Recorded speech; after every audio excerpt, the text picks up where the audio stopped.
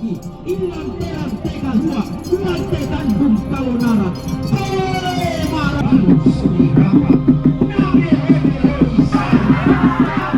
visited a land where the living celebrate death.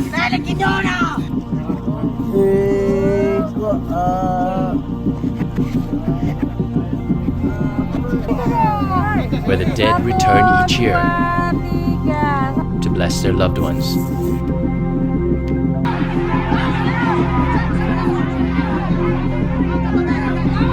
And where the living and the dead exist together in an eternal union.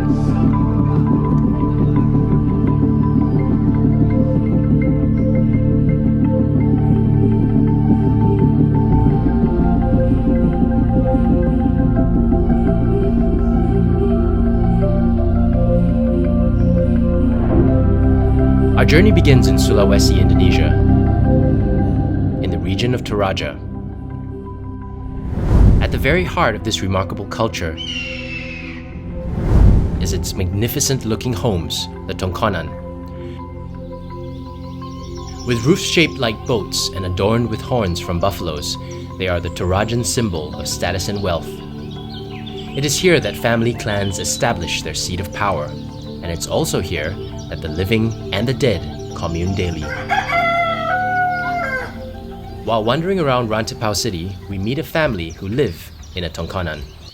They invite us to join them for a lunch of fried salted fish and eggplant. They explain that in their culture, almost everything is shared: food, clothes, and possessions. There is little privacy, and everyone knows almost everything about everybody. The individual may be important, but the community, the family, and the clan are paramount. After the meal, the boys excitedly ask us to follow them. They take us into their home and into a small room.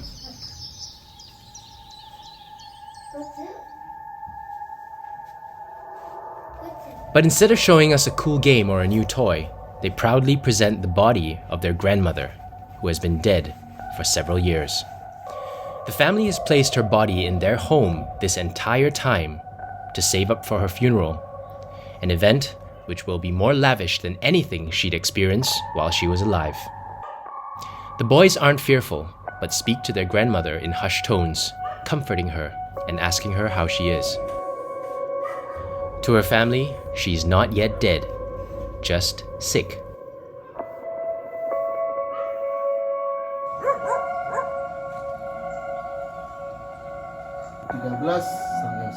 In another family home we visited, their father's corpse lay in a bedroom. Pak, ini ada nih orang bule, orang asing mau datang toh, mau kepingin tahu adat di Toraja. Ini saya jawab toh karena bapak ini masih ada di rumah, sedangkan masih merasakan sakit, masih merasakan pengen masih kumpul sama keluarga. The bond between the living and the dead is poignant. There is no fear or disgust from sleeping in the same house as a corpse. Only the tender affection you'd expect from a loved one. Kalau selama masih di rumah, itu masih merasa sakit, ada yang tunggu anaknya.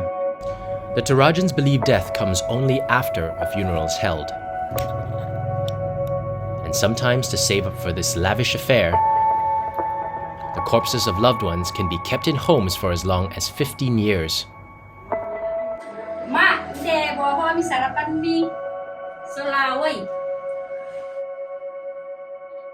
In the meantime, families will serve them their meals and even their favorite snacks. When someone who died and directly put the alcohol to preserve the organs, so the organs not quickly smell, and also they put some spices or coffee powder over the bodies or not smell. Death consumes almost all facets of Torajan culture. We meet some villagers on our journey, and one of the first things they ask us is if we want to see the graves of their ancestors. So we trek up a hill with them. When we reach the top, we see a chilling display. Rows and rows of skulls. Some peeking out from coffins. One makes a small tobacco offering to the dead. A village elder joins in and starts giving the group a lesson in the history of their ancestors, which soon evolves into a somewhat macabre anatomy class. The elder explains that the bones date back 300 to 400 years, and their ancestors were kept in coffins suspended from cliffs or placed in holes carved into the rock face. The higher up they're buried, the easier it is for them to reach heaven.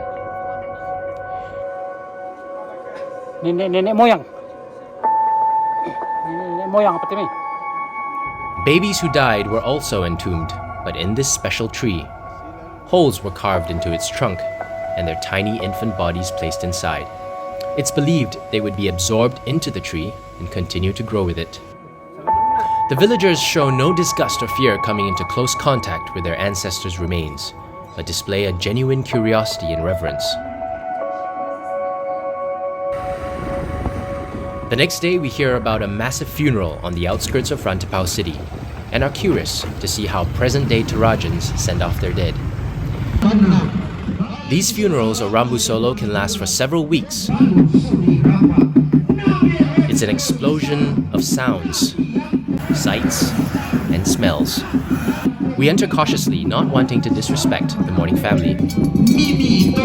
But as they perform their rituals, we're surprised at how eagerly they welcome us, telling us their dead father is honored to have more guests send him off, especially foreigners like us who have come from afar. Hundreds stream in, bringing lavish gifts. A pig, we're told, costs up to $700, and that's more than half a year's wages for many here. For the Torajans, the funeral is the most important event in one's life, and no expense is spared. There's a special funeral like this, and it spend much money. There must have 24 buffalo, maybe 100 pig. Funerals, we learn, are an assertion of class and status in Toraja. The most lavish ones for the nobility can cost hundreds of thousands of dollars. Many families go into heavy debt just to finance this extravagant display. Expensive gifts from guests must also eventually be returned during their families' funerals, creating an endless loop of reciprocity. And while this creates strong communal bonds, it also leads to an endless debt cycle. A crippling burden some younger Torajans want to escape.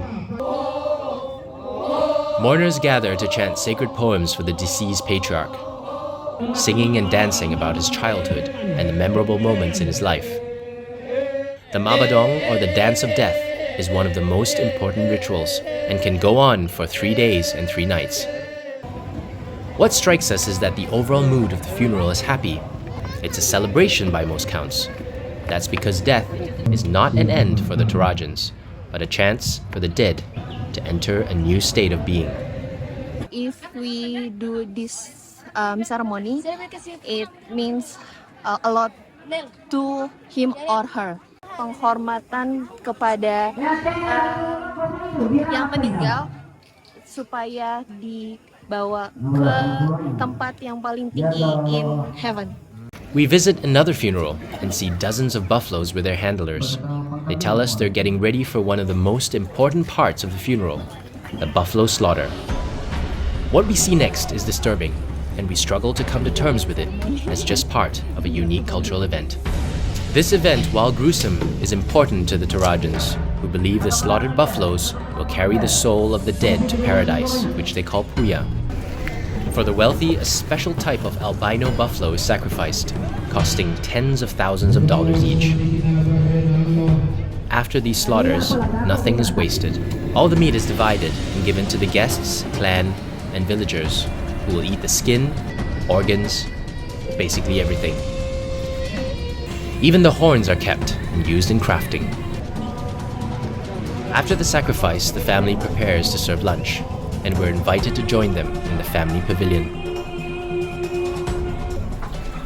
Buffalo offal, stomach, liver, and intestines are served. The meat and skin are stewed in special spices for several hours to soften them. And then, it's time to eat.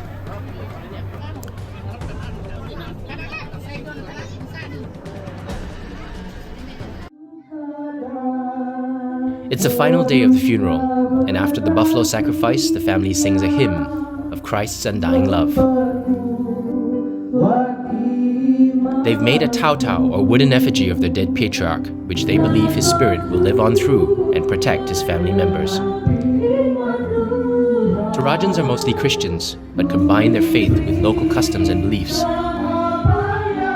The family prepare for their father's final send-off and bring his body to its resting place. Dozens of family members carry the patriarch's effigy up a steep incline. His body soon follows. Bystanders throw water at the boisterous coffin bearers, and the entire procession feels more like a party than a funeral.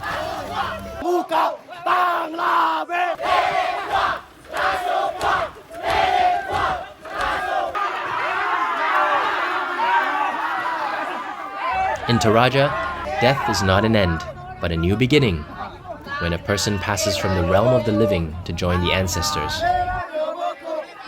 And from this new state of being, they can protect the living. The coffin now is carried into the family crypt, where other dead family members are waiting. The patriarch's wife passed on 2 years before. Now, they're reunited in death. Family members gather for a selfie with the coffins and say their goodbyes. After several weeks of rituals, it's finally over. The living depart, but the dead remain. Constrained no longer by mortality, they will keep watch over the living.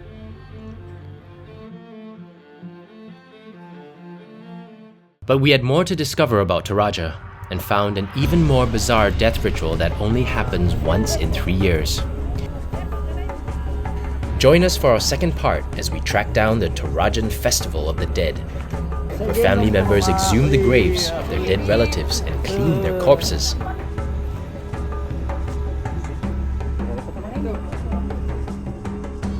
As we're self-funded indie content creators, your subscription will go a long way in helping us discover and tell more stories like this. If you'd like to see more, please subscribe to Another Life and turn on your notifications so you won't miss our next video.